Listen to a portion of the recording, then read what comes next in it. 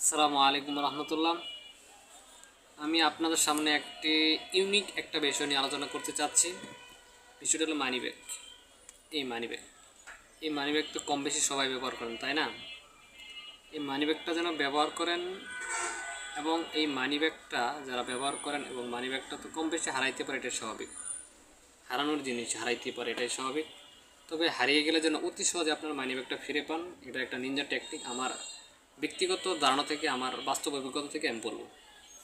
তো আজকে এই মানিব্যাগটা হারিয়ে গেছিল। কখন হারায় সেটা আমি বলতে পারি না, কীভাবে হারায় সেটা আমি বলতেও পারি না। হঠাৎ আজকে আসরের নামাজের পর আমাকে এক ব্যক্তি ফোন দিয়ে বলতেছে, আপনি কোথায় আছেন? আমি বললাম, এই তো আউটলেটে আছি। তখন বলতেছে, আজকে কি আপনি মসজিদে ঘুমাইছিলেন? হ্যাঁ, মসজিদে ঘুমাইছিলেন।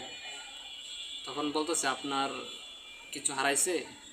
তখন আমি সাথে সাথে আমার পকেটে হাত দিলাম, হাত দিয়ে দেখি আমার মানিব্যাগ নেই। তখনই বুঝতে পারছি আমার মানিব্যাগটা হারিয়ে গেছে।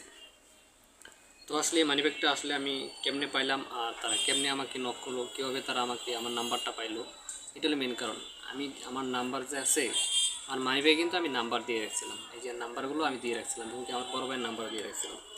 কারণ স্বাভাবিক এটা নাম্বার দিয়ে রাখছি এই জন্য, কারণ মানিব্যাগ স্বাভাবিক এটা হারাইতেই পারে, যেন তারা অতি সহজে মানিব্যাগগুলো উপযুক্ত ব্যক্তির কাছে পৌঁছে দিতে পারে। তবে অবশ্যই একজন বিশ্বস্ত ব্যক্তি পাইছি বিদায় মানিব্যাগটা পাইছি। যদি বিশ্বস্ত ব্যক্তি না পাইতো তাহলে কিন্তু মানিব্যাগটা পাওয়ার কোনো কল্পনা করা যায় না। অবশ্য বিশ্বস্ত ব্যক্তি মানিব্যাগটা পাইছে বিদায় আমার কাছে তারা দেওয়ার জন্য চেষ্টা করছে, এবং কি মানিব্যাগ খুঁজে নাম্বারটা পাইছে, নাম্বারে ফোন করছে, জাস্ট আমি গিয়ে মানিব্যাগটা নিয়ে আসছি।